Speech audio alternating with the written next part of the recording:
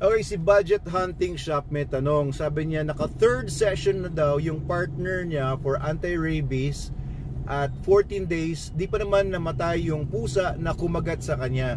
That is good news kasi after 14 days, hindi pa namatay yung nakagat sa'yo na pusa or aso. Ibig sabihin, nung nakagat ka, wala pa siyang rabies sa laway. Kasi virus yung rabies ha. Tandaan nyo guys, virus ang rabies.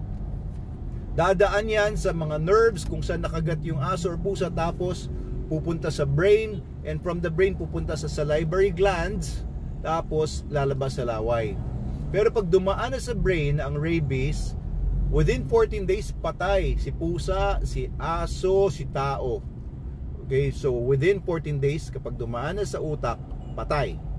Okay, kung hindi naagapan, pero wala nang virtually wala nang pag-asa kapag dumating na sa utak ang rabies virus. Okay, merong 1 or 2 or few cases worldwide na naagapan pa, dumating sa brain, pero sobrang rare, no, na pangyayari yon, and I don't know how they did it. So yung pusa nakagat po sa sa partner ninyo, buhay pa, 14 days na. Ibig sabihin yung partner nyo walang nakuhang rabies yun sa laway kasi hindi pa dumaan sa utak niya. Okay, congratulations sa partner ninyo. You can sleep soundly at night na.